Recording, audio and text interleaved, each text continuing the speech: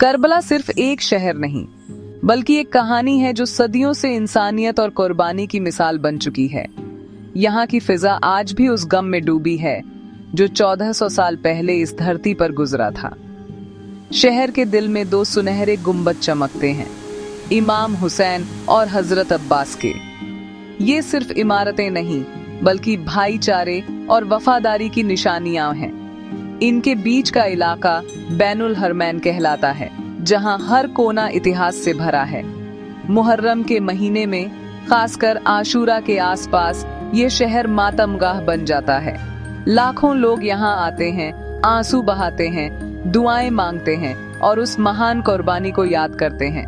यहाँ की हवा में एक अजीब सी ताकत है जो लोगों को जोड़ती है, चाहे वे कहीं से भी आए हों। ये सिर्फ धार्मिक यात्रा नहीं, बल्कि रूहानी सफर है। लोग यहाँ से सबक लेकर जाते हैं, मुश्किल में सब्र, जुल्म के खिलाफ खड़े रहना और सच्चाई के रास्ते पर चलना। करबला की जमीन याद दिलाती है कि असली ताकत इरादे, हिम्मत और सच्चाई में है। यहाँ एक छोटी सी टुकड़ी ने दुनिया की सबसे बड़ी ताकत को हरा दिया और इंसानियत का सर ऊंचा कर दिया। इमाम हुसैन का रोजा करबला की रूह है। इसका सुनहरा गुंबद उम्मीद का पैगाम देता है। यहाँ लोग नमाज पढ़ते हैं, दुआएं मांगते हैं और अपने दिलों का बोझ हल्का करते हैं। इमाम हुसैन के रोजे से कुछ ही दूरी पर हजरत अब्बास का रोजा है, वफा, बहादुरी और भाई की मोहब्बत की मिसाल। अब्बास को बाबुल हवाइज कहा जाता है, यानी जरूरतों को पूरा करने वाला दरवाजा। कहा जाता है अब्बास ने अपना गुंबद भाई के सम्मान में झुका रखा है।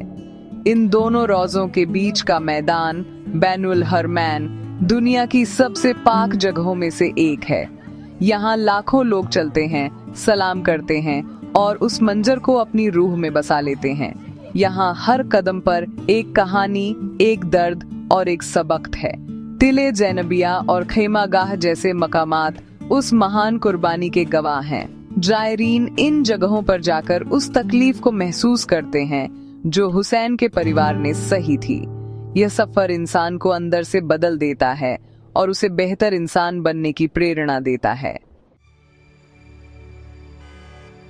करबला की कहानी शुरू होती है जब यजीद दमिश्क का तानाशाह चाहता था कि इमाम हुसैन उसकी बैत करें। उसकी हुकूमत के लिए यह जरूरी था। इमाम हुसैन के सामने दो रास्ते थे, आराम से जीना या सच्चाई के लिए सब कुछ कुर्बान करना। उन्होंने साफ कह दिया, मुझ जैसा यजीद जैसे की बैत नहीं कर सकता। ये सिर्फ एक जुमला नहीं, बल्कि जुल्म के खिलाफ खुला ऐलान था। यजीद की फौजें हुसैन को ढूंढने लगी। इमाम हुसैन ने मदीना छोड़ दिया ताकि वहां खून खराबा न हो। मक्का पहुंचे, लेकिन वहां भी खतरा था, इसीलिए हज को उम्रे में बदलकर मक्का भी छोड़ दिया। कूफा से हजारों खत आए, आ जाइए, हम आपका साथ देंगे। हुसैन ने अपने चचेरे भाई मुस्लिम बिन अकील को कूफा भेजा हालात जानने। ये एक ऐसे सफर की शुरुआत थी जिसका अंजाम करबला की तपती जमीन पर लिखा जाना था। ये कहानी आने वाली नस्लों को हक का रास्ता दिखाती रहेगी।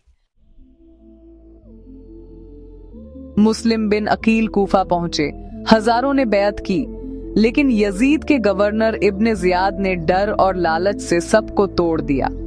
शाम होते होते मुस्लिम अकेले रह गए, गिरफ्तार हुए और शहीद कर दिए। उनका पैगाम कूफा मत आना हुसैन तक नहीं पहुंच सका। इमाम हुसैन को रास्ते में अपने दूत की शहादत की खबर मिली। अब साफ था, कूफा का रास्ता मौत का रास्ता है, लेकिन हुसैन पीछे नहीं हटे। हुसैन ने साथियों से कहा, आगे मौत है, जो लौटना चाहे लौट जाए। कुछ लौट गए, 72 वफादार रह गए। यह छोटा सा काफिला रेगिस्तान की तपती धूप में सिर्फ अल्लाह पर भरोसा करके आगे बढ़ा। 2 मुहर्रम को यजीद की फौज ने करबला में काफिले को रोक लिया। हजारों की फौज ने इन्हें घेर लिया। अब करबला की जमीन पर तारीख का सबसे बड़ा इम्तिहान शुरू होने वाला था। 7 मुहर्रम को यजीदी हुकूमत ने इमाम हुसैन के खेमों पर पानी बंद कर दिया। फरात नदी पास थी, लेकिन हुसैन के काफिले तक पानी का एक कतरा भी न पहुंच सका। छोटे छोटे बच्चे प्यास से तड़पने लगे। माएं उन्हें दिलासा देती, लेकिन हर तरफ मायूसी थी। हजरत अब्बास बच्चों की हालत देखकर बेचैन हो जाते थे, बार बार पानी लाने की इजाजत मांगते। ये प्यास का इम्तिहान सिर्फ जिस्मानी नहीं बल्कि रूहानी भी था। यजीदी फौज सोचती थी प्यास हुसैन को झुका देगी, लेकिन वे गलत थे। जितनी प्यास बढ़ती गई उतना ही हुसैन और उनके साथियों का ईमान मजबूत होता गया। उन्होंने दुनिया को दिखा दिया कि जिस्मानी तकलीफें रूह की ताकत को नहीं तोड़ सकती। करबला की यह प्यास आज भी सबक देती है। हक के रास्ते में हर मुश्किल का सामना सब्र और हिम्मत से करो। शब ए आशूर, इमाम हुसैन ने साथियों से कहा, जो जाना चाहे चला जाए। लेकिन कोई नहीं हिला। सबने कहा, अगर 1000 बार भी मारे जाएं, तब भी साथ नहीं छोड़ेंगे। आशूरा के दिन का सूरज उदासी लेकर निकला। इमाम हुसैन ने नमाज पढ़ी, यजीदी फौज को समझाया, लेकिन किसी पर असर नहीं हुआ। जंग शुरू हुई। एक तरफ हजारों की फौज, दूसरी तरफ मुट्ठी भर भूखे प्यासे लोग। साथ ही एक एक कर शहीद होते गए। हर शहादत के बाद इमाम की कमर झुकती, लेकिन हौसला और बुलंद होता।